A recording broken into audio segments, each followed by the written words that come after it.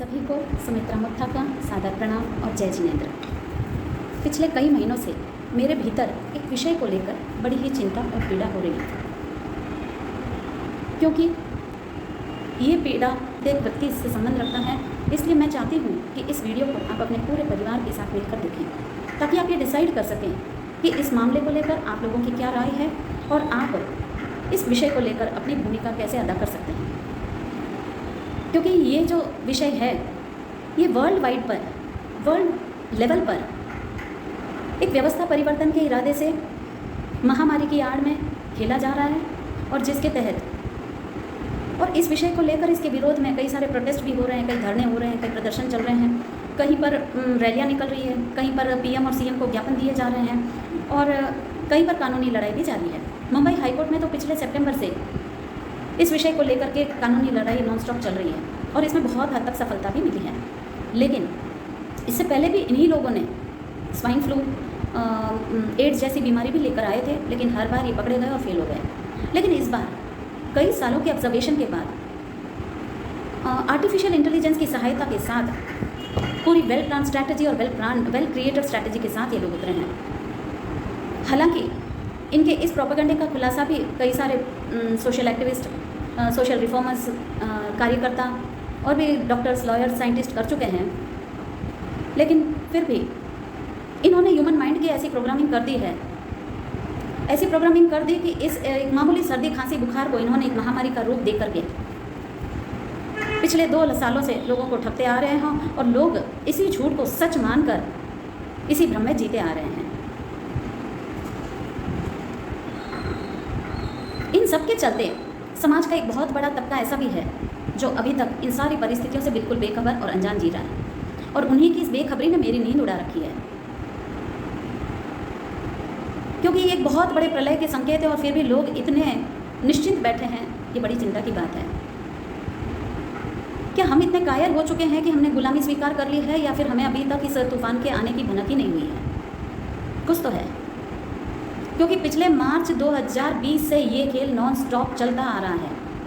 कभी लॉकडाउन के नाम पर हमें घरों में कैद कर लिया गया, धंधा पानी बंद, स्कूलें बंद, नौकरियां बंद, और यहाँ तक कि कई सारे मजदूर जो अपने नौकरी के आड़ में प्रदेश गए हुए थे, वो मजदूर अपने घरों तक, अपने परिवार वालों तक पहुँच ही नहीं पाए। रास्ते में ही भूख प्यास थकावट के कारण दम तोड़ दिया। गुलामी का प्रतीक मुँह पर डायपर, उसके तो क्या कहना है, उसने हमारे सांसों पर ही पाबंदी लगा दी, और ये छींका मुँह दर्शाता है कि अब आप कुछ नहीं बोल पाओगे।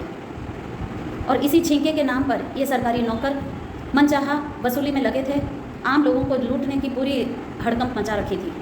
और ये वापस गेम अब फिर से शुरू हो चुका है। आपने देखा ही होगा, पूरे कर्नाटक में फिर से मास्क को कंपलसरी कर दिया गया है। बड़ा अजीब खेल है। सरकार जब चाहे इसको ले आती है और जब चाहे इसको गायब कर देती है। आपने देखा होगा, चुनाव के दौरान कई सारी रैलियां होती थी, उसमें लाखों की भीड़ इकट्ठा होती थी, लेकिन किसी के मुंह पर डायपर नहीं होता था। 1 लाख किसान लगभग 1-1.25 साल तक दिल्ली के बॉर्डर में बैठे हुए थे अपने 3 कानूनों की वापसी के लिए। उस समय भी आप लोगों ने देखा होगा कि वहाँ कोई मास्क नहीं लगाता था, ना वहाँ कोई सोशल डिस्टेंसिंग होती थी, और ना ही वहाँ पर किसी को कोरोना से मौत हुई। तो क्या ये सारे सबूत पर्याप्त नहीं है कि ये कोई बहुत जानलेवा या महामारी नहीं है?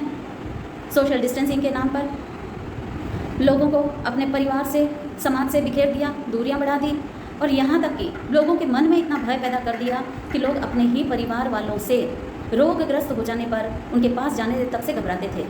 कई तो अपने घर वालों की गमी हो जाने पर उनका मुंह तक नहीं देख पाए। और इन सारे एलोपैथी लॉबी की मेन स्ट्रीम मीडिया ने भी भरपूर कवर किया। कभी हॉस्पिटलों में बेड की कमी दिखाकर, कभी डॉक्टरों में अफरा तफरी, कभी सीरियस पेशेंट्स, कभी मास्क और पीपी टिकट में ऊपर से नीचे तक बंदरों की तरह लदे हुए, कभी ऑक्सीजन, वेंटिलेटर की कमी बताकर। इस तरह से उन्होंने बहुत कवर किया, पूरा इस ड्रामे में अपना साथ दिया। इसके ठीक विपरीत डॉक्टर BR सिंह ने इन्हीं कोरोना पेशेंट्स को, लगभग 60,000 पेशेंट को, no mask, no medicine and no mortality, 60,000 patient को जो बहुत सीवियर कंडीशन में थे, उनमें से कई तो ऑक्सीजन और वेंटिलेटर पर थे, और जिनको एलोपैथी डॉक्टर्स ने हाथ छोड़ दिया था, ऐसे पेशेंट्स को बिल्कुल बिना किसी डर के इनको बिल्कुल 100% ठीक किया, और विदाउट एनी साइड इफ़ेक्ट। ये कितनी बड़ी बात है। और जिसको आयुष मंत्रालय ने भी प्रमाणित किया। हमारे आयुर्वेद में भी इन सारी बीमारियों के 100% इलाज है, फिर भी पता नहीं सरकारें इनको प्रमोट क्यों नहीं करती है। सरकारें क्यों इतनी बिक चुकी हैं। सैनिटाइज़र के नाम से हमारे रोम छिद्रों के द्वारा अल्कोहल पहुंचाया गया। RT-PCR टेस्ट जो कंप्लीट अनरिलायबल है, क्योंकि खुद साइंटिस्ट जिन्होंने इसकी खोज की है उनका कहना है कि ये किसी वायरल फीवर को डिटेक्ट नहीं कर सकता। लगभग 25 महीने हो गए। कई बार लोगों से ये सुना है कि अब तो कोरोना चला गया है, पर उन्हें ये पता ही नहीं है कि ये खेल अभी 2025 तक चलता रहेगा। कभी RT-PCR टेस्ट के बहाने, कभी वैक्सीन्स और कभी नए नए डोजेस के रूप में नए नए नामकरण के साथ ही समय समय पर प्रस्तुत किए जाएंगे। ऑनलाइन स्टडी को प्रमोट करने के लिए स्कूल कॉलेजेस बंद करवाए गए और ऑनलाइन गेमिंग के ज़रिए बच्चों की ट्रैकिंग की जाने लगी। कई सारी हाईटेक कंपनियां अपने ऐप की लत लगवाने लगी और उसके साथ साथ उनको सेक्सुअल कंटेंट भी परोसा जाने लगा। और इस तरह से हमारे बच्चों की और युवा पीढ़ी को नशेड़ी, जुआरी और हत्यारे बनाने की मुहिम चालू कर दी, क्योंकि ये सब न्यू वर्ल्ड ऑर्डर का ही एजेंडा है।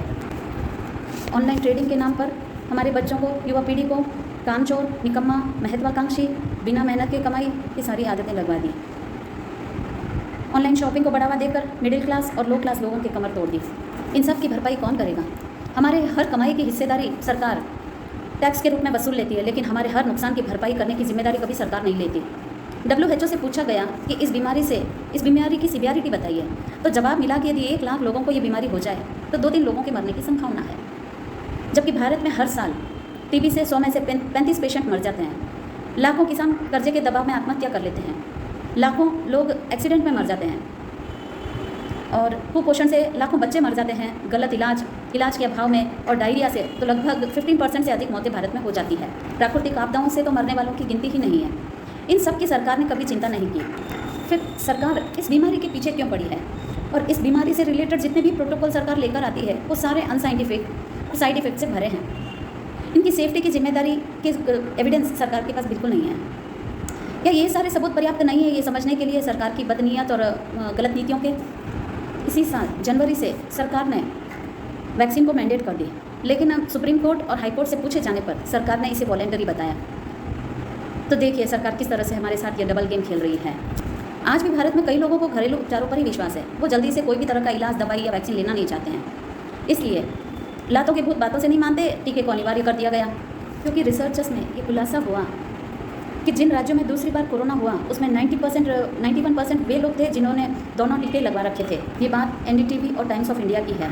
दिसंबर 2021 तक 60% लोगों ने ही दोनों टीके लिए थे, यानी अभी तक हद से ज़्यादा लोग बचे हैं बिना टीका लिए हुए।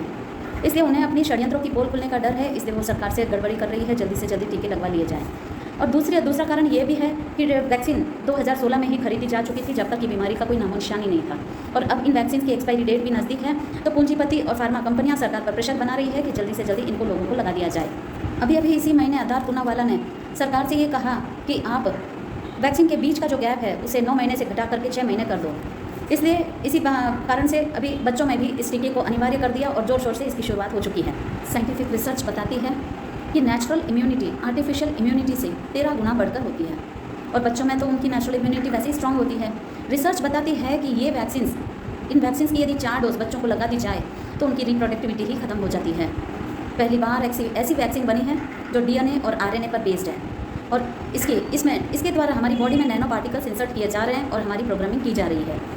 इस वैक्सीन के कितने भयंकर साइड इफ़ेक्ट्स हैं, इसका पूरा खुलासा द केस अगेंस्ट IMA में पूरे मेडिकल जर्नल्स के रेफरेंस कोड के साथ दिए हुए हैं।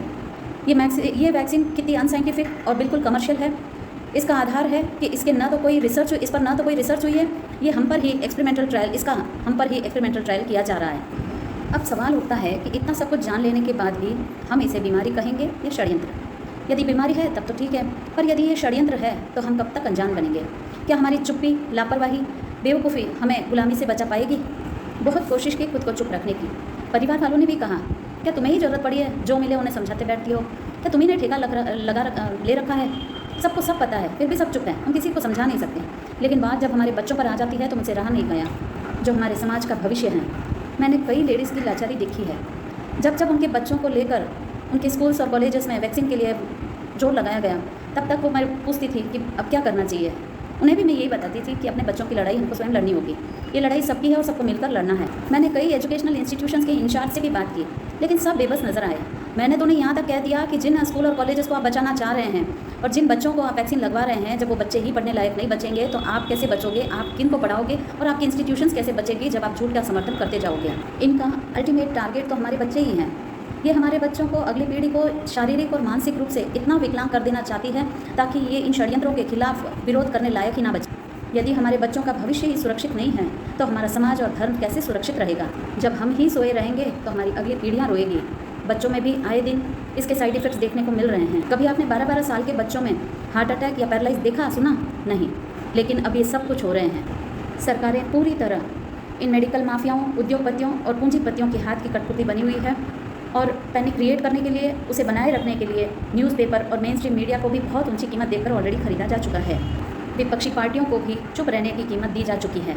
सीएम हो चाहे पीएम हो, इनको ऊपर से अपने आकाओं का प्रेशर होता है और ये अपने के नीचे के अधिकारियों पर प्रेशर बनाते हैं और सब अपनी अपनी वसूली में लगे हैं। ऐसा नहीं है कि बीजेपी पार्टी है तो सत्ताधारी पार्टी की चाहे कोई भी हो, उनको यही सब काम करना होता है क्योंकि इनके ऊपर वाले आकाओं से प्रेशर पड़ता है जो कि इनको चुनाव में जिताते हैं या उनको विपक्ष में खड़े रहने के लिए बाध्य करते हैं। आम आदमी के बचाव के, सुरक्षा के, आज़ादी के सारे रास्ते बंद कर दिए गए हैं। इतना सब कुछ हमारी आंखों के सामने हो रहा है लेकिन सब बेबस नज़र आ रहे हैं क्योंकि ह्यूमन माइंड की ऐसी ड्राइविंग कर दी जा चुकी है कि ये सारी बातें उनके अनकॉन्शियस माइंड में पूरी तरह से रजिस्टर हो गई हैं और प्राय इनका सीरियसली शिकार होते देखा है अच्छे पढ़े लिखे सो कॉल्ड सिविलाइज्ड लोग या प्रोफेशनल्स। आम आदमी को तो प्राय देखा देखी, डर के मारे या प्रेशर के मारे लगवाते देखा है। ये छलावा वैक्सीन तक ही सीमित नहीं है, इससे एक और कदम आगे और भयंकर कदम लाने वाले हैं न्यूरालिंक के जरिए माइक्रोचिप ला करके, जो हमारे हाथ में या हमारे सिर में इंसर्ट कर दी जाएगी। एक चावल के दाने जितनी ये चिप हमारे पूरे बॉडी की प्रोग्रामिंग करेगी। अब हमको फिर हाथ में मोबाइल लेकर के जाने की भी आवश्यकता नहीं रहेगी। कितना ज़बरदस्त फॉर्मूला है ना, लोग इसी से अट्रैक्ट हो जाते हैं। अब इसकी भी इसी जोर शोर से एडवर्टाइजमेंट की जाएगी ताकि लोगों के दिमाग में इसके सारे बढ़िया से बढ़िया फीचर्स बता कर लोगों को अट्रैक्ट करेगी। इंडिया में भी 5G नेटवर्किंग शुरू हो चुकी है। वर्ल्ड वाइड तो कब की हो चुकी थी, अब इंडिया में भी शुरू हो चुकी है और इसके रेडिएशंस तो इतने घातक होते हैं कि थोड़े ही महीनों में घर घर पागल तैयार हो जाएंगे। अभी कुछ समय पहले इटोली में इसकी टेस्टिंग हुई थी तो वहाँ पर नज़दीक में ही बच्चों का प्लेग्राउंड था। बच्चे खेलते खेलते सबके गले सूखने लगते, किसी को कोई बेहोश होकर गिरने लग गया, आसपास के मेटल की चीज़ों में शॉक होने लग गए। इन सबको देख करके गाँव वालों ने डीसी को ज्ञापन दिया और टावर को हटाने की अपील की। जब तक कोई भी पब्लिक प्रॉपर्टी सरकार के हाथ में होती है तब तक आम आदमी का उस पर पूरा भरोसा और अधिकार होता है, लेकिन जैसे ही ये सारी पब्लिक प्रॉपर्टियाँ प्राइवेट हाथों में चली जाती है तो आम आदमी का उस पर से अधिकार चला जाता है। और अब हमारी सरकार यही सारे काम करने में पुरजोर से लगी हुई है कि सभी सरकारी संस्थानों को वो प्राइवेट हाथों में सौंपने जा रही है। इसी के तहत चाहे हमारा भोजन हो, पानी हो, इलेक्ट्रिसिटी हो, सड़कें हो, टेलीकॉम कंपनियां हो, सबको वो प्राइवेट हाथों में देने की तैयारी पूरी तरह से कर चुकी है। अभी पता चला कि FCI में जहां 250 लाख मेट्रिक टन अनाज हुआ करता था, इस साल अभी उसके पास मात्र 40 लाख मेट्रिक टन अनाज बचा है। यानी अब भारत फूड क्राइसिस से ज़्यादा दूर नहीं है और इसको भी, इस FCI को भी भारत सरकार अदानी ग्रुप्स को देने जा रही है। यानी अब सारा अनाज किसानों से डायरेक्ट FCI यानी अदानी ग्रुप्स में चला जाएगा। छोटे मोटे ज़मींदार, किसान, आड़तिए सब बर्बाद हो जाएंगे। हमारे जीवन का हाईएस्ट फूड क्राइसिस हो, इलेक्ट्रिसिटी क्राइसिस हो, पेट्रोल डीजल के भाव हो, चाहे महंगाई हो, सब हम टॉप लेवल पर इस बार अपनी आंखों से देखने वाले हैं। चिप लगनी शुरू हो चुकी है और भारत में तो बेवकूफ़ों की कोई कमी नहीं है। कई युवाओं को तो वॉलेंटरीली चिप लगवाने के लिए उतावला बावला होते देखा है। उन्हें पता ही नहीं है कि वो अपनी प्राइवेसी पूरी तरह से दूसरों को सौंपने जा रही है। दवाइयाँ भी पूरी तरह से महंगी कर दी गई हैं। कई सारे सरकारी संस्थान जैसे schools, hospitals, colleges, BPCL, BHEL, BSNL और कई सारे संस्थान, LIC, रेलवेज, एयर इंडिया, सबको प्राइवेट हाथों में सौंपने की तैयारी कर चुकी है सरकार। गाँवों में भी ये ऐलान कर चुकी है कि जो भी अपने खेत, ज़मीन, प्रॉपर्टी आदि बेचना चाहे तो सरकार उनको खरीदने को तैयार है ताकि प्राइवेट हाथों में सौंपी जा सके। अब सबके मन में एक सवाल उठता है कि भाई सरकारें हमारे साथ ऐसा छल क्यों करेगी। तो इसका एक सिंपल सा जवाब है कि भाई अपने स्वार्थों के आगे हर कोई घुटने टेक देता है।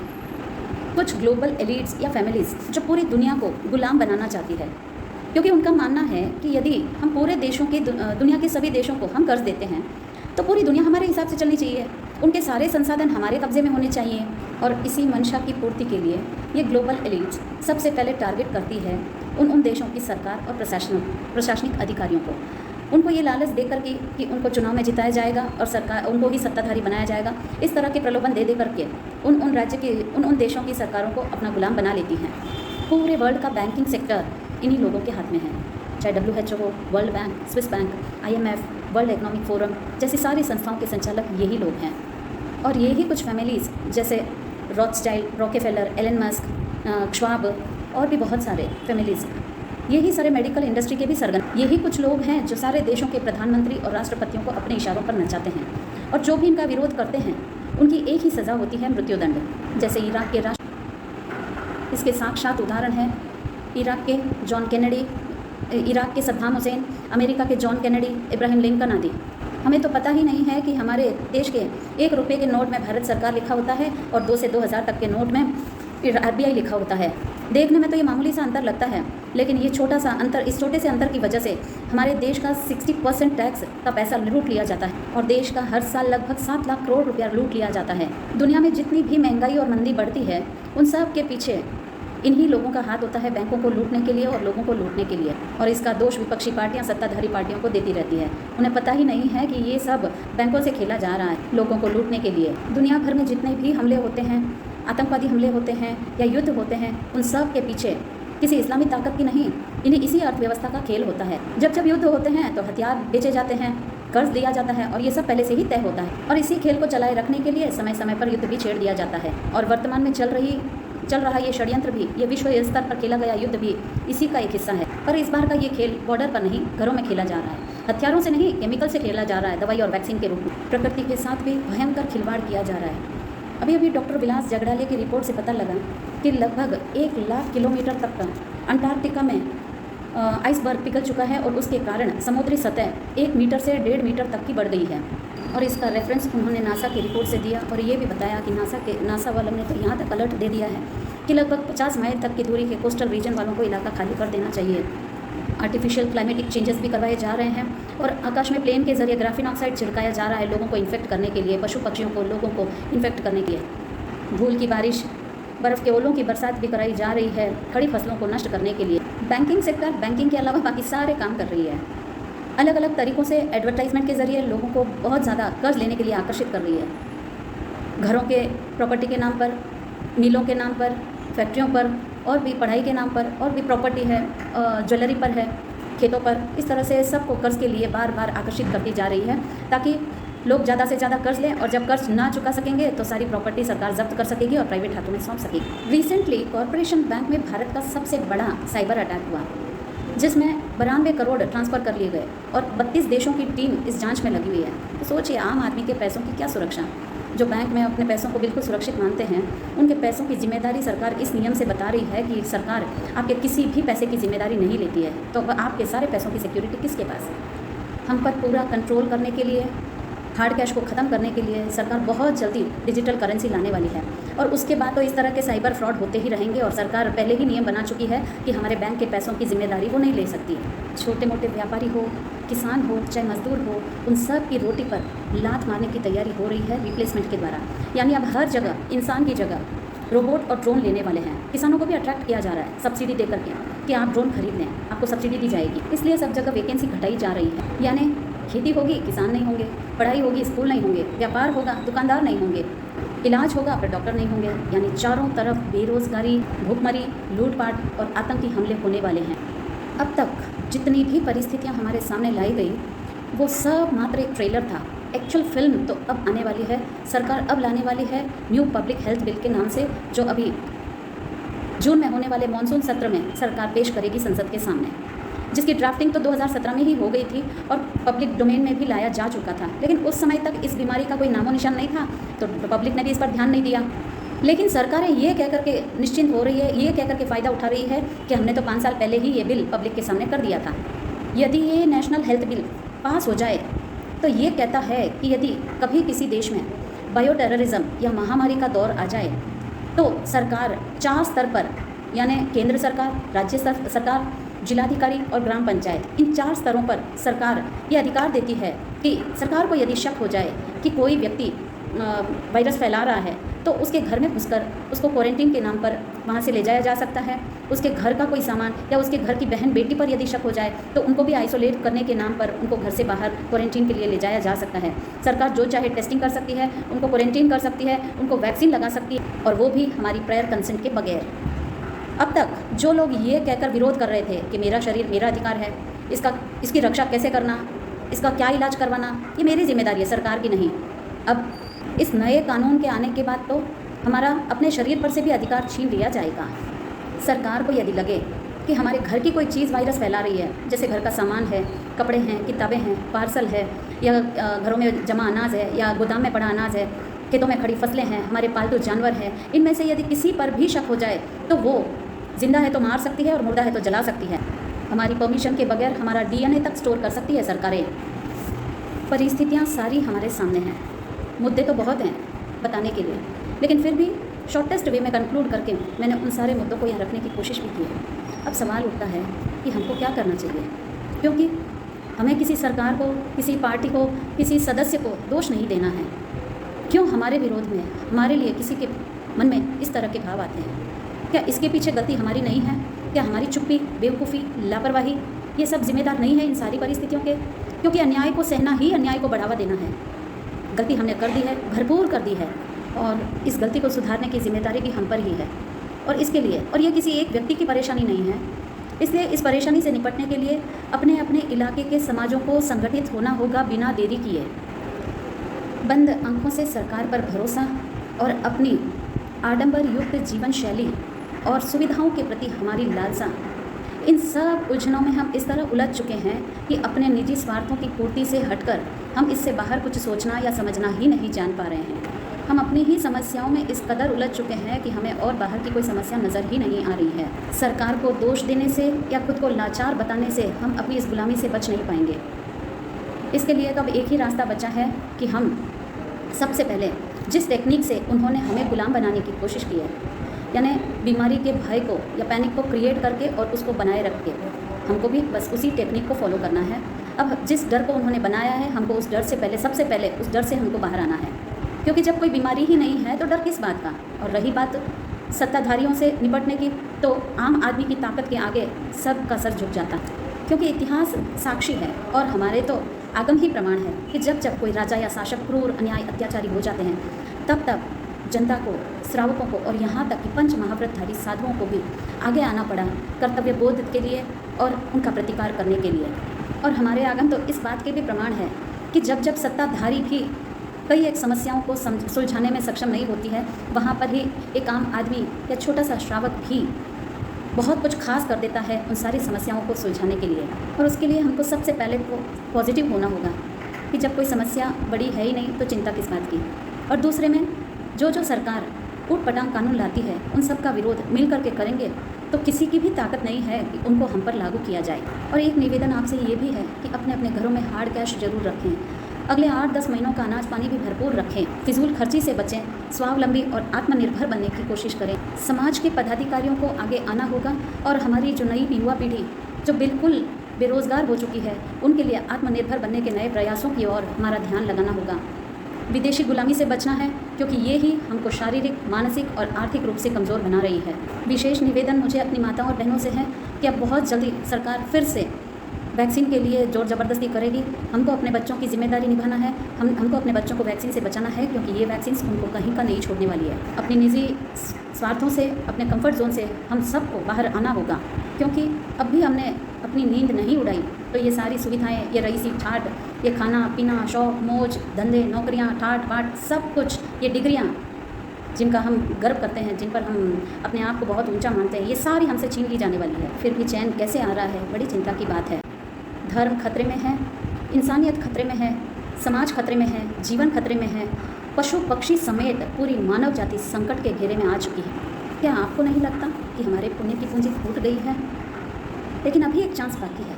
कुदरत के न्यायालय में देर है अंधेर नहीं। आने वाली आपदा से खुद को और हमारी अगली पीढ़ी को बचाना है, क्योंकि हर समस्या अपने साथ समाधान भी लाती।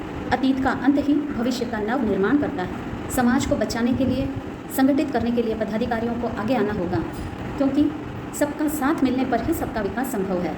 इसलिए जल्दी से जल्दी बिना देरी किए सबको आगे आना होगा और जिसके पास जो जानकारी है, जो सामर्थ्य है, सभी अपने अपने सामर्थ्य का परिचय दें, सामर्थ्य का सदुपयोग करते हुए समाज के संगठन में, समाज के विकास में अपना भरपूर योगदान दें। वन वर्ल्ड वन गवर्नमेंट का सपना देखने वालों के पास इतनी बड़ी पॉपुलेशन को कंट्रोल करने के सिर्फ 2 ही रास्ते हैं। एक तो है उनको डंडे से कंट्रोल करो या फिर उनकी रोटी पर कब्जा करो। इसलिए सरकार, कभी आपने सुना होगा, वैक्सीन इसलिए नहीं लगवाती कि आपको बीमारी से बचना है। वो वैक्सीन को हमारी रोटी से जोड़ दिया है कि आपको स्कूल जाना है, कॉलेज जाना है, नौकरी के लिए जाना है, दुकानें खोलनी है, राशन प्राप्त करना है, चाहे जो भी कारण हो, इन सब के लिए आपको वैक्सीन लगाना ज़रूरी है। यानी हमारी हर ज़रूरत को हमारी रोटी से जोड़ दिया और मजबूरी में लोगों ने टीके लगवा लिए, कईयों ने फर्जी सर्टिफिकेट बनवा लिए और कई लोग तो इस अन्याय के विरुद्ध खड़े भी हो गए। जिन्होंने ये टीके लगवा लिए हैं उनमें आए दिन साइड इफ़ेक्ट्स देखने को मिल रहे हैं और मैंने तो अपने ही घर में इसके भयंकर साइड इफ़ेक्ट्स देखे हैं। किसी में कमज़ोरी, किसी का शरीर ही जवाब दे चुका है, कहीं हार्ट अटैक, कहीं ब्रेन हेमरेज, नपुंसकता, बांझपन, मिसकैरेज और कुछ लोगों को तो ये कहते भी सुना है कि हमको तो अब तक इस वैक्सीन से कभी कोई प्रॉब्लम नहीं आई। ऐसे लोगों को समझते थोड़ा टाइम लगेगा। खैर, समय और समझ की आज़ादी अपनी अपनी है। इस नए बिल का लाइव एग्जाम्पल देखना हो तो चाइना का शंघाई शहर ही काफ़ी है। वहाँ की इन्फॉर्मेशन यदि हम सुन लेंगे तो हमारी रूह कांप जाएगी। आपने देखा होगा कि चाइना से कभी कोई समाचार लीक नहीं होते हैं उनके कॉर्पोरेट के मंजूरी के अतिरिक्त, लेकिन जब भी इस ट्रेंडिंग बीमारी को लेकर के कोई भी नया सीन क्रिएट करना होता है तब सबसे पहले चाइना को आगे कर दिया जाता है। इस बीमारी की शुरुआत भी वहीं से हुई, अब इस नए बिल का फरमान भी वहीं से जारी हुआ है। वहाँ पर ये न्यू हेल्थ बिल लागू हो चुका है और इस शंघाई शहर में इसका साक्षात प्रमाण मिल भी रहा है। और हमारे अपने देश में इस नए बिल का ट्रायल देखना हो तो राजस्थान और दिल्ली में देखा जा सकता है। दिल्ली को पूरी तरह से सर्वेलेंस स्टेट बनाया जा चुका है, सब जगह कैमराज लग चुके हैं और लोगों के फेशियल सर्वेलेंस का भी प्रावधान वहाँ शुरू हो चुका है। राजस्थान सरकार ने भी एक नया कानून पेश किया है अपने शहरों के लिए कि कोई भी प्रत्येक व्यक्ति अपने पास एक ही गाय या एक ही भैंस रख सकता है और वो भी गाय यदि बाहर घूमते मिली तो पहली बार 5,000 जुर्माना और दूसरी बार फिर मिली तो 10,000 जुर्माना भरना पड़ेगा। अभी तक ये बिल आया नहीं है लेकिन बहुत जल्द आने वाला है। उसके आने के बाद तो ना कोई न्यायालय होगा जहाँ पर हम अपनी सुनवाई कर पाएंगे और ना ही कोई सोशल प्लेटफॉर्म बचेगा जहाँ पर हम अपनी आवाज़ उठा पाएंगे। इसलिए मेरे अपने ही समाज के भाई बहनों से विनम्र भरी विनती है कि प्लीज़ आप जल्दी से जल्दी जागिए और अपने MP, MLA, विधायक, DC इन सबको ज्ञापन देना होगा कि हमको इस फ्रॉड का पूरी तरह से पता चल चुका है और अब हम सरकार के द्वारा कोई भी प्रोटोकॉल निर्देशित किए जाने पर हम उनका पालन नहीं करेंगे क्योंकि वे सारे इलीगल है और हमारे फंडामेंटल राइट्स का उल्लंघन है। और इन अधिकारियों से ये भी निवेदन करें कि आप इन सब में हमारा साथ दें क्योंकि हमारा साथ देना आपका परम धर्म है। बैंक लोन से बचें और यदि बैंकों में पैसा पड़ा है तो उसे भी निकाल लें क्योंकि सरकार अब पूरी तरह से तैयारी कर रही है कि जल्दी से जल्दी बैंकों को बैंकक्रप्ट घोषित किया जाए और उसे प्राइवेट हाथों में सौंप दिया जाए या फिर डिजिटल करेंसी लाने के लिए ही ये सारा नाटक खेला जा रहा है। अब भी कुछ नहीं बिगड़ा, एक लास्ट चांस बाकी है। अब हमको जल्दी से जल्दी जग जाना होगा। अब नहीं जगे तो देरी हो जाएगी और फिर हम अपनी आत्मा को, अपने धर्म को, अपने धर्म गुरुओं को मुंह दिखाने लायक भी नहीं बचेंगे। हमारी अगली पीढ़ी हमको धिक्कारेगी। प्लीज़ जागिए और जगाइए, समय बहुत कम है। आप में से जो भी इन सारे मामलों की सच्चाई को समझ पा रहे हैं वो जल्दी से जल्दी अपने पूरे परिवार की राय लेकर उनके समर्थन में कमेंट कर। आपसे ये भी एक बात बता दूं कि अब तक जितनी भी बातें मैंने बताने की कोशिश की है वो सारी बातें कई सारे कार्यकर्ताओं की, लॉयर्स की, डॉक्टर्स, रिसर्चर्स, साइंटिस्ट की रिसर्च के आधार पर कही है। पब्लिक हेल्थ बिल या पब्लिक राइट्स की कॉपी भी अवेलेबल है। आप में से जो भी चाहेंगे उन्हें लिंक भी शेयर कर दिया जाएगा। धन्यवाद। जय जिनेंद्र।